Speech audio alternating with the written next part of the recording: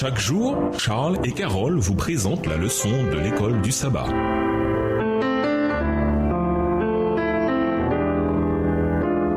Bienvenue dans notre émission. Dieu nous parle. Nous avons une leçon de mercredi, Ananias et Saphira. C'était certainement passionnant d'être membre de l'église à cette époque. Suite à la grande effusion du Saint-Esprit au jour de la Pentecôte, les apôtres prêchaient l'évangile avec puissance et des milliers de personnes se joignaient à l'église. Quand ils eurent prié, le lieu où ils étaient rassemblés trembla. Ils furent tous remplis de l'Esprit Saint. Ils disaient la parole de Dieu avec assurance. La multitude de ceux qui étaient devenus croyants était un seul cœur et une seule âme. Personne ne disait que ses biens lui appartenaient en propre, mais tout était commun entre eux. Acte 4, les versets 31 et 32. Quel privilège Ananias et Saphira avaient de faire partie de l'église primitive, de la voir grandir et de voir la manifestation du Saint-Esprit de manière aussi nette. Parmi eux, en effet, personne n'était dans le dénuement, car tous ceux qui possédaient des champs ou des maisons les vendaient, apportaient le prix de ce qu'ils avaient vendu et le déposaient aux pieds des apôtres, et l'on distribuait à chacun selon ses besoins. Acte 4, les versets 34 et 35. C'est dans ce contexte qu'Ananias et Saphira, de toute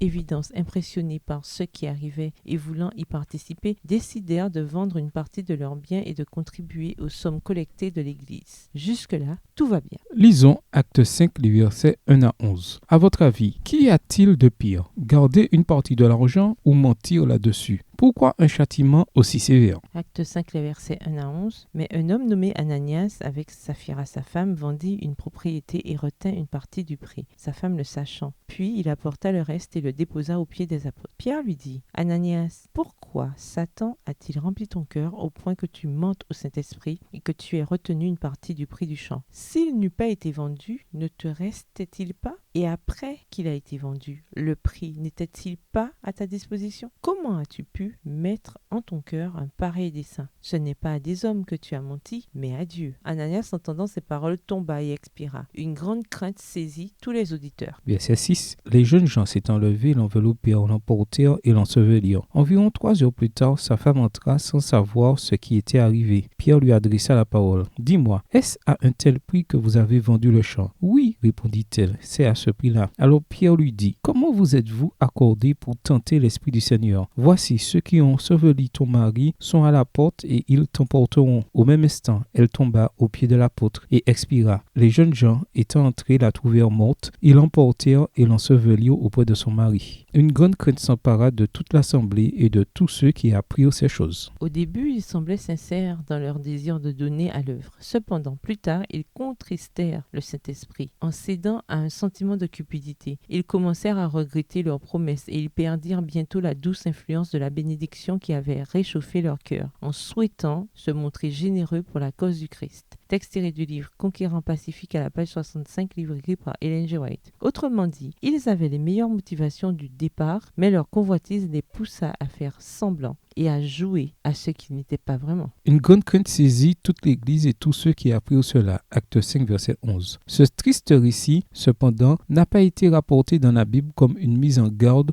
contre l'infidélité dans les dîmes. À quoi peut mener la convoitise d'après ce texte? Au revoir. Et à demain si Dieu veut.